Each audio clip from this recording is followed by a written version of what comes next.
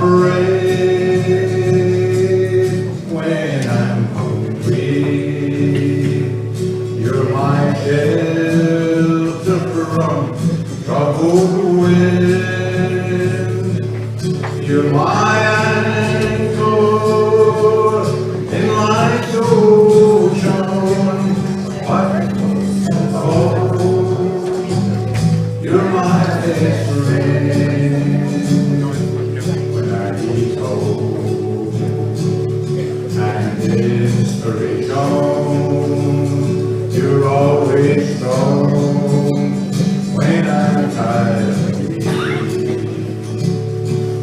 I could search this whole world over, you still need everything that I need. You're my bread when I'm hungry.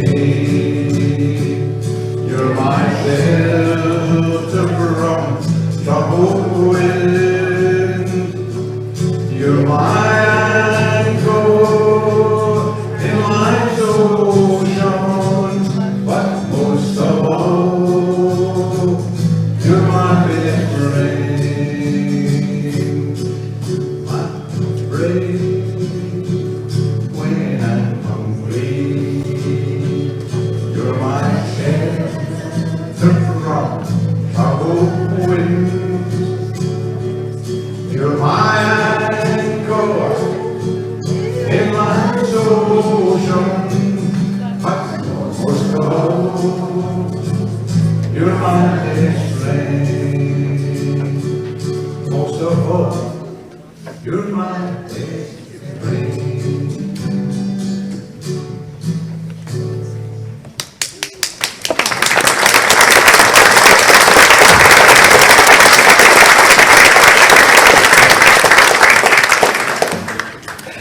Will you please be seated?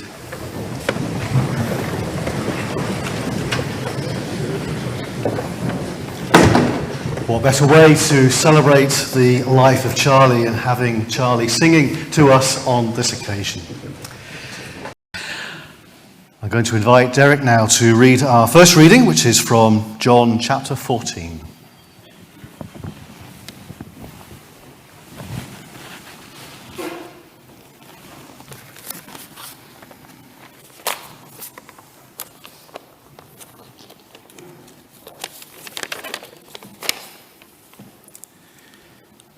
My dad would be really pleased. It's a good turnout.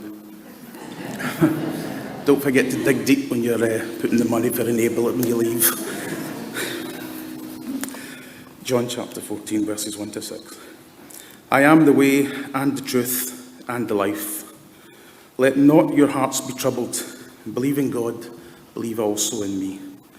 I am in my Father's house. In my Father's house there are many rooms. If it were not so, would I have told you to go and prepare a place for you? If I go and I prepare a place for you, I will come again and I will take you myself, that where I am, you may be also. And you know the way to where I'm going. Thomas said to him, Lord, we do not know the way where you are going. How can we know the way? Jesus said to him, I am the way and the truth and the life. No one comes to the Father except through me. Peace I leave with you, peace I give unto you. Not as the world giveth, give I unto you. Let not your heart be troubled, neither let it be afraid. Thank you.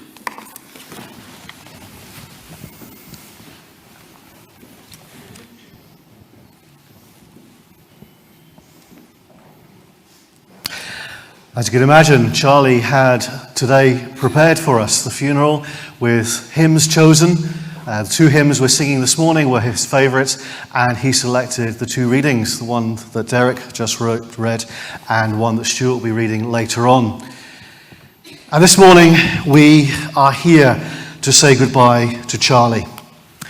Known to many people in different situations, as a husband, a father, a grandfather, a brother, an uncle, a colleague, a boss, a mentor, a friend.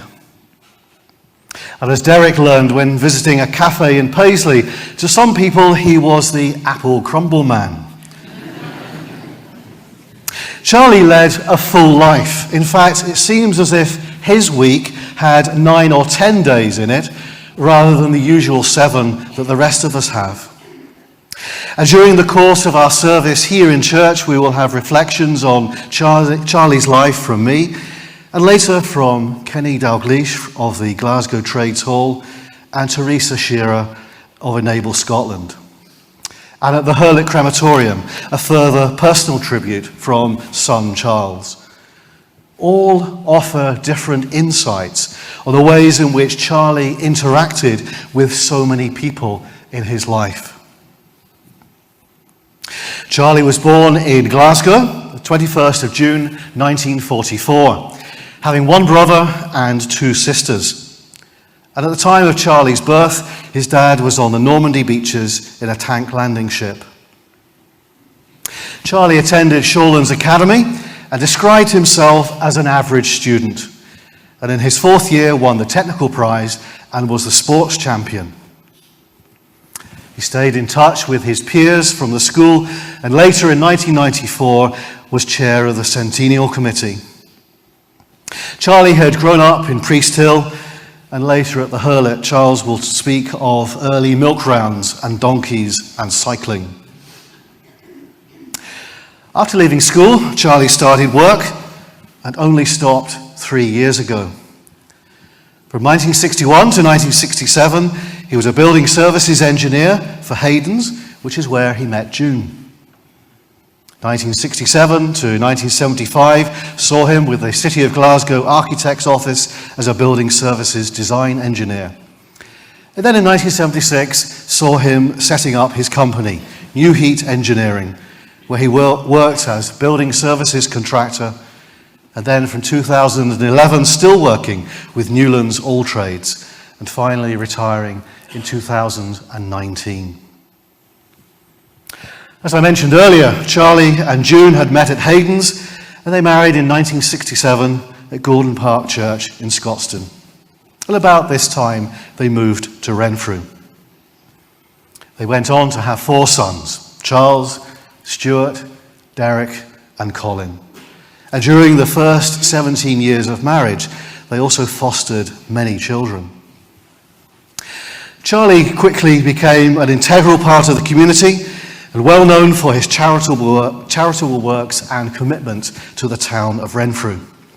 And over the years, he's been involved in many organisations within the Renfrew community, including, amongst many, Renfrew Sea Scouts, past president of Renfrew Rotary Club, as well as past district international chair for Rotary, chair of the Renfrew Gala for 7 years, chair of the Renfrew Hogmanay Committee for 10 years, Renfrew 600 Committee, Renfrew Golf Club, Renfrew YMCA, the Crime Prevention Panel, and chair of Blackwing Lodge Scout Outdoor Centre for 7 years, overseeing a number of building developments and upgrades. Charlie had also been a Justice of the Peace and Magistrate in Paisley District Court for 25 years. And of course, thousands of apple crumbles over the years made from the fruit of one tree in the garden. Charlie's most notable service to the Renfrew community was with the Enable Club on Sandy Road. He became its secretary in 1972, and in that same year, he helped build the hall. And over the years, he has installed toilets and a kitchen. As well as the yearly shows and the very memorable annual May Fetes, Thursday nights were member nights, where the members would meet to share stories and sing along with Charlie on his guitar. This year, he completed 50 years with Renfrew Enable and would have received his 50 years medal. Charlie was also a trustee for Enable Scotland, and later Teresa Shearer will share more on that. Further afield, Charlie was the Scotland boys gymnastic coach for 7 years, and reflecting his interest in Robert Burns, was past president of Glasgow District Burns Association, past president of Bridgeton Burns Club, and past president of the Glasgow Haggis Club. And reflecting a family connection with the weaving industry, he was a past deacon of the Incorporation of Weavers at Glasgow Trades Hall in 2004 and 2012. And Kenny Dalgleish will also talk about this later. Through the work of Rotary International and his time as international chair for the district led him to his 18-year involvement with Sierra Leone. Firstly, trips in 2003 and 2004 to help build a hospital, and then later from 2014 to raise funds and build Moorabbie Primary School and further extensions. Charlie was tireless in his fundraising work for the people of Moorabbie and involved other local partners in his fundraising work. Renfrew North Church, Newlands Primary School, Renfrew Rotary and local businesses. He developed a friendship with Pastor Albert Sam, and during his last visit in 2018, 750 children and a brass band turned out to welcome him. And the folk of Moorabbie will be meeting for a service at the same time as us today. Those whom Charlie has served over the years have reflected their appreciation in the awards received. Renfrew Citizen of the Year in 1993, and 2 Rotary Awards, the Paul Harris Award in 1994, and the Paul Harris Sapphire for Charity Work in 2012. Enable Awards included honorary life memberships for both Renfrew and Enable Scotland, and of course the MBE for services to the town of Renfrew in 2004. Church life saw him ordained as an elder at Priest Hill Church at the age of 21 and involved in Moore Park Church in Renfrew, and then a Sunday school teacher and superintendent at Renfrew Old Parish Church, and upon its closure, fully involved here at Renfrew North, including stints on the congregational board and leading the inside-outside seaside mission in 2019, again with his infamous guitar, as well as the numerous amounts of fundraising that Charlie did for the church. A self-confessed cravatologist, Charlie had a collection of over 630 ties. Yeah. And Charlie wore a different bright tie and different set of braces each Sunday morning. Charlie lived a very full life, but had one regret. He and June were visiting the Great Wall of China, and an area of the wall was being mended. If only he had crossed the maintenance barrier, picked up a trowel and replaced a couple of bricks, Charlie could then have said that he had helped to rebuild the Great Wall of China. Charlie may have been known locally as Mr. Renfrew, but as Mr. Newlands, he was very much loved and cherished. And Stuart now is going to read from Ecclesiastes.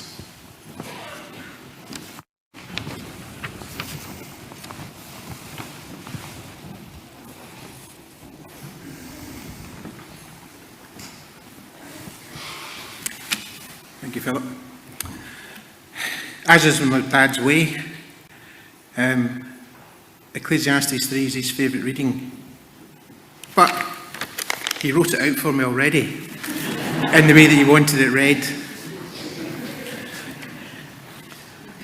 To everything there is a season, and a time to every purpose on earth. A time to be born, a time to die. A time to plant, a time to reap. A time to kill, and a time to heal. A time to laugh, a time to weep. A time to build up, a time to break down. A time to dance, and a time to mourn. A time of love, a time of hate. A time of war, and a time of peace. To everything there is a season, and a time to everything on earth.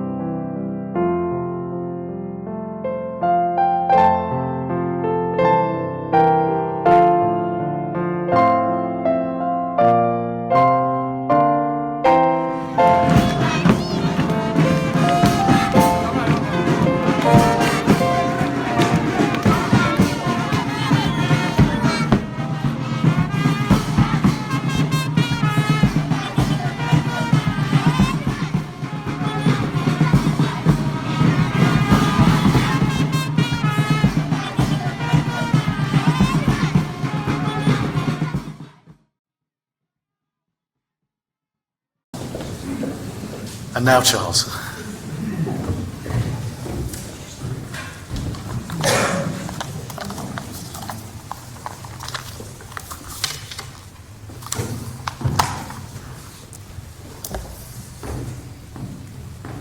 I've got my minder next to me,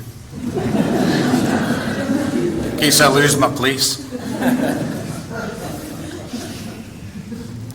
Circles in a pond. Charlie Newlands, a life well lived. On behalf of the Newlands family, I'd like to thank each of you for coming today to celebrate the life of Charles Burton Newlands. We've heard today of many of Charlie's friends from Trades House, Burns Clubs, and his lifelong charity Enable. I want to talk about our daddy. My papa Matt Newlands met my granny Mary Burton in Rothsay during the war. He proposed to her within 3 weeks and they were married, and Gran went to visit Papa in Grays in Essex in 1943 for a gin and it. She came back with her Charlie, and boy was he it. Charlie was a baby boomer, born in 1944 when Papa was on the Normandy beaches, as Philip has already told you. He was raised by his mother at Grandpa Burton's house in the Gorbals until Papa came back from Australia 2 years later. A popular boy with a wandering spirit, his playground was the slag heaps, fields and burns of Priest Hill. In Glenmuir Drive 2 weeks ago, he showed me where he and his brother Matt and his sister Marilyn ran a bogey downhill with her caliper sticking out at right angles and went right through the main road at the bottom of Peace Road. There wasn't so many cars then, I'm told. They shoved it back up and ran down again and again. Young Charlie worked the 6 a.m. morning milk from the age of 13 until he was 19. And he often told us about a donkey called Barney. Imagine our delight when Stuart and I won the donkey derby in Spain as kids, with Dad grabbing the bit and shoving this mule and slapping its backside, shouting, "Jump, Barney! Jump, Barney!" I think he dragged it over the line. Anyway, we won. He was happy, and everyone had a laugh. Charlie bought a Hercules Javelin racing bike with his wages from the morning milk, and he cycled everywhere. He cycled to St Andrews Road in Renfrew, where he met a boy,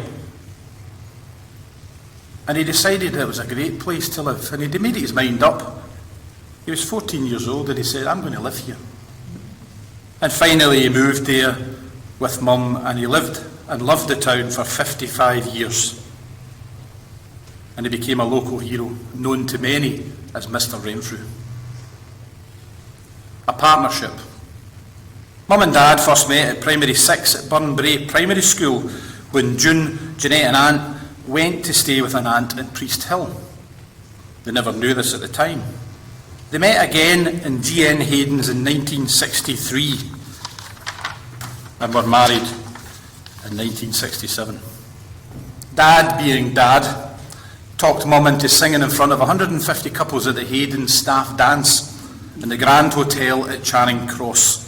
It was a parody on Sandy and Andy Mackay, changing words from "two Highland men are we" to "two Hayden men are we," dressed in 2 large boiler suits with, I think it was 4-inch brushes as sporrans. They gave a great performance, according to Dad. Mum remembers she was so nervous she went outside into Sauchiehall Street and was violently sick. Charlie was a storyteller, with tales of Candy the dog, a very small poodle, tucked inside his jacket whilst driving a Lambretta scooter with a leather egg-shaped helmet on his head. Mum pulling a wheelie, leaving a pillion passenger Dad standing at a set of lights. Uncle Matt shouting his Norton Bite exhaust was cherry red and sprouting flames.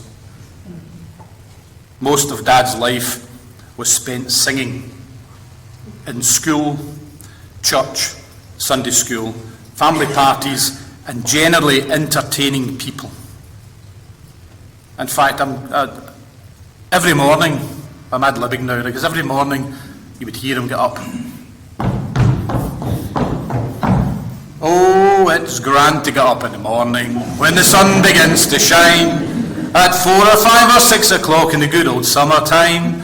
But when the snow is falling and it's murky overhead, oh, it's grand to get up in the morning, but it's better to stay in your bed. Every morning.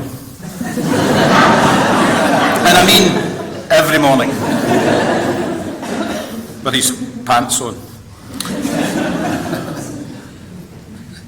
He was always laughing. He had a song for every occasion, mostly happy birthday. But anyway, he considered himself an entertainer and was never, ever far away from a guitar.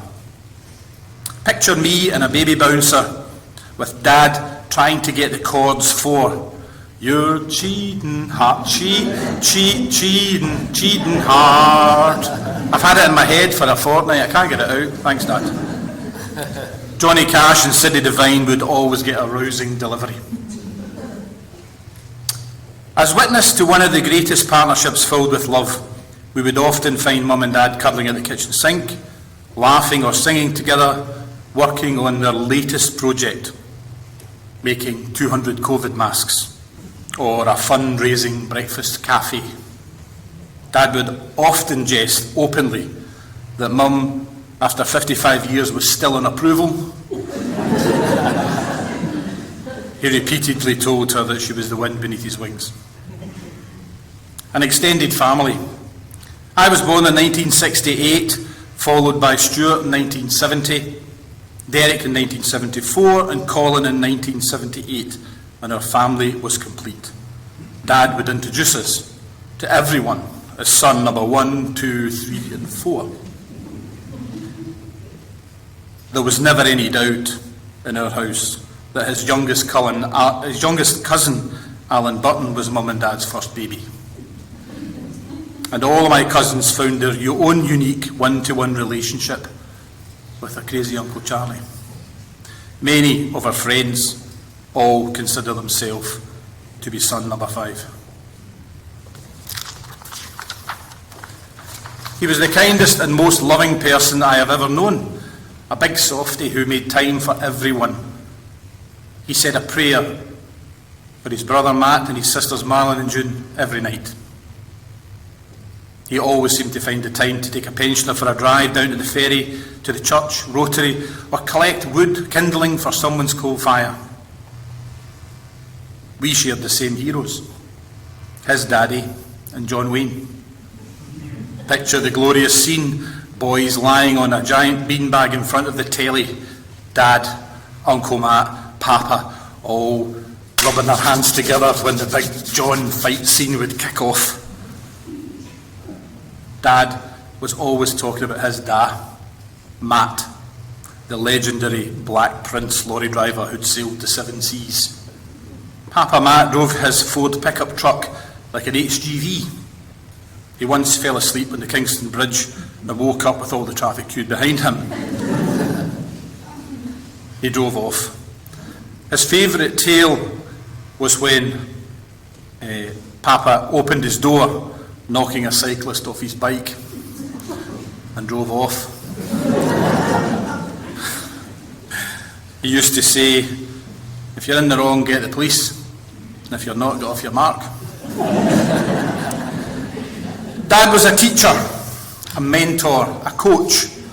He had no fear of heights, and from an early age when babysitting, we were encouraged onto roofs, given hammers and nails, encouraged to build dens and bogies just like him. My brothers and I have all been so very lucky to have worked with Dad on all our projects and business ventures. Dad was a fierce supporter, and he told us regularly that he loved us and how proud he was of all of our achievements. Dad started his own company, New Heat, in 1977, and for 20 years we were regularly collected by Eddie, Willie, Joe, John, Ronnie, George, Glenn, Tommy and Papa, and served our time in the various boiler houses and schools across the west of Scotland. At 16, I was sent with the 4th year apprentice Robert Brown to work in Islay and Jura. Dad was delighted to learn that one of his apprentices, Glenn Kemp, had named his new company New Heat Engineering when he moved to America. Dad was a best friend to many, and he always put others before himself. He and Mum created a safe space for many, and with his open door policy and philosophy that all the lives you touch become part of your extended family. Mum and Dad fostered 17 children and were adopted as auntie and uncle to many more of you here today. To many of the Enable Clubbers, he was simply Charlie. Dad was a collector of people. It was very hard to refuse his ability to recruit and enlist help for all kinds of good causes or societies, and his service to the town was recognised with his MBE. Imagination. The first book Dad ever read was by Enid Blyton, and this inspired his imaginary sheepdog called Shadow. He all had us in tears when he bought a ventriloquist dummy called Tommy. Dad's jokes were so well known, he only needed to say the punchline, and we would all laugh. He was an accomplished public speaker, and he always managed to include his favourite joke about Mary and Jim Clapper, the Olympic runners, because nobody could run like the Clappers.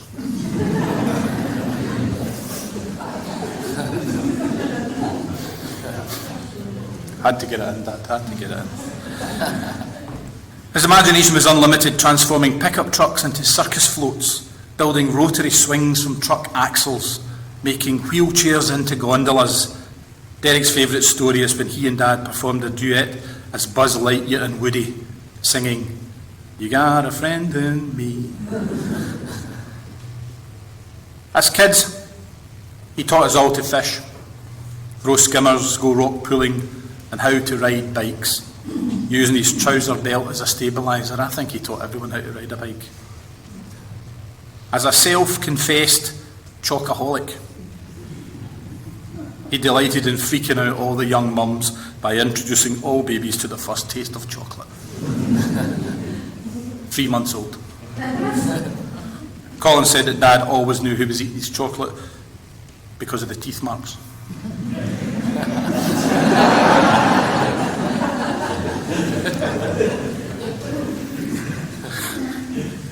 Derek said Dad's secret was that he used to buy a packet of minstrels every time he filled up with fuel.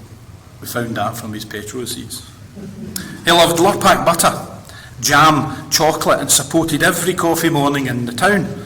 He once managed the Harry Ramsden's Big Eat Challenge, and more latterly delighted in a Nardini's ice cream sundae. Charlie shared his mother and sister's love of gambling,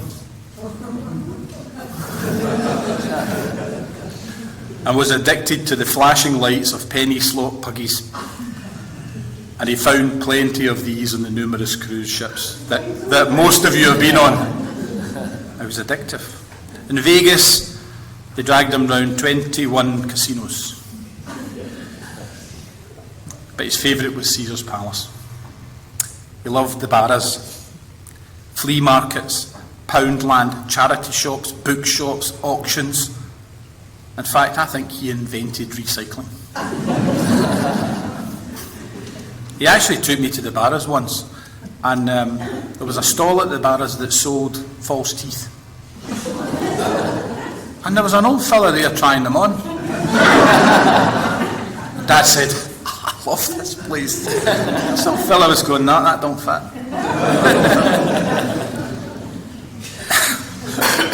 He loved it. He loved it. Dad hated sight radios, for anyone who worked with him. Hated sight radios. And he was quick to chin anyone standing with their hands in the pockets, henceforth why we're not starting.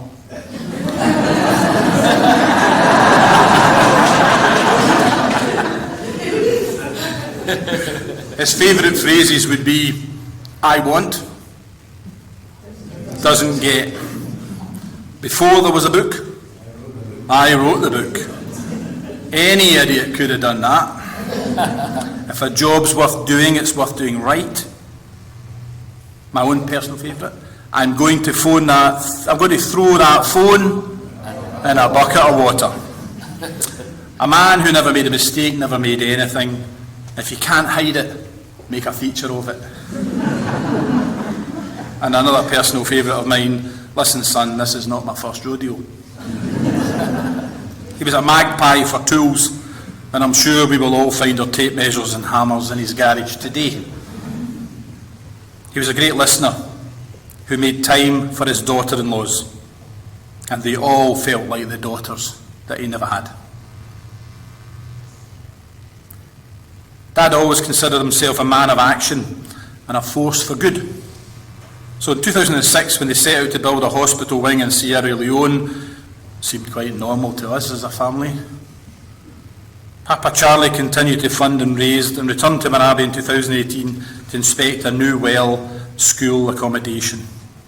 And he was greeted by Pastor Sam and 750 children who now thanked him for his patronage. One wee boy came up to him and he said, "My name's Charlie." He loved it. He collected Commando comics and was 40 short of a total 5,500. And in 5529, Sapper Charlie Newlands and his pal Bruce Scott were immortalised. Dad met author and illustrator and circulated priceless signed copies. There was a right way, a wrong way, and Charlie's way. Renfrewshire Council contacted us and have confirmed they will honour his legacy by naming a street in the town of Renfrew.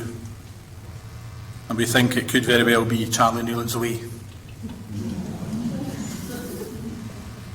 Dad loved his family and constantly hugged and praised his grandchildren and was delighted when his great-grandchildren visited, often halting whatever task he was doing.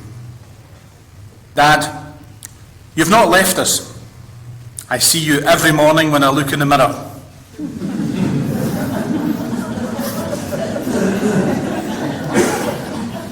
But it's better to, anyway.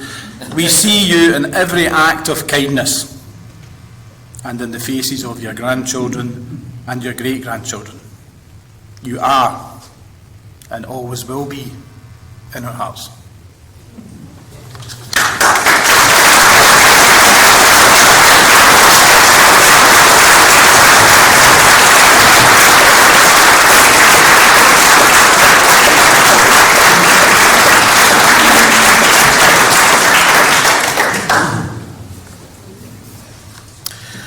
Thanks, Charles.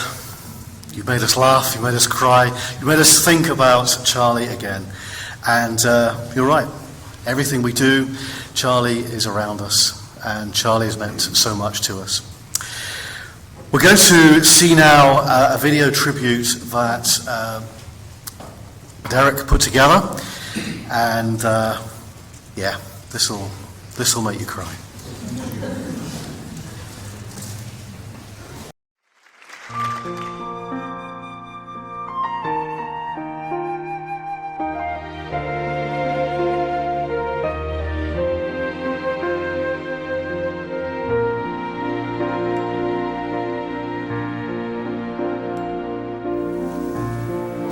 Tears have all been shed now.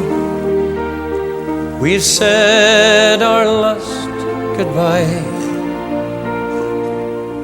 His soul's been blessed and he's laid to rest, and it's now I feel alone.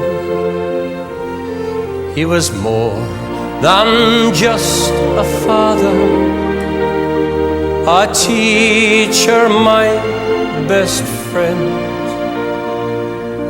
He can still be heard in the tunes we shared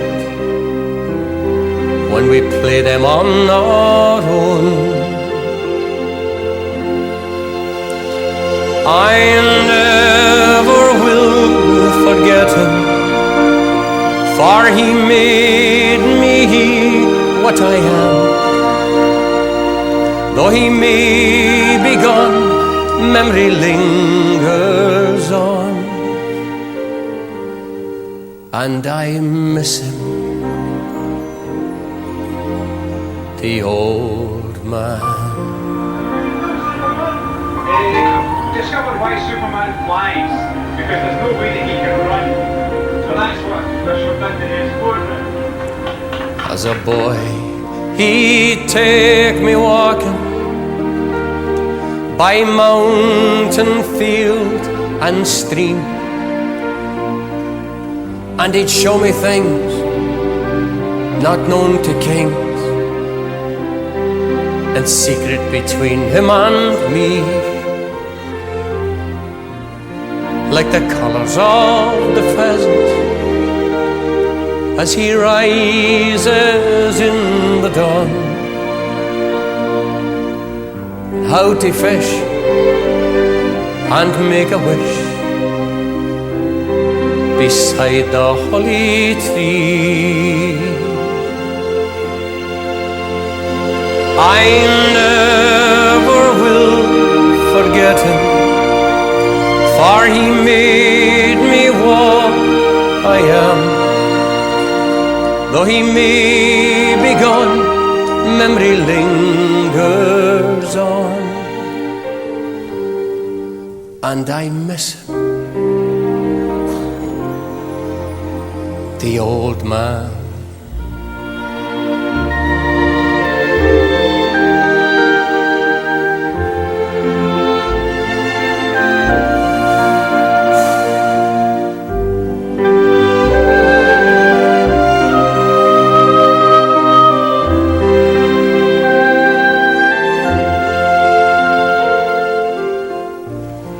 I thought he'd live forever, 'cause he seemed so big and strong. But the minutes fly and the years roll by for a father and his son. And suddenly when it happened, there was so much left unsaid. No second chance to tell him thanks for everything he'd done. I never will forget him, for he made me what I am. Though he may be gone, memory lingers on, and I miss him, my old man.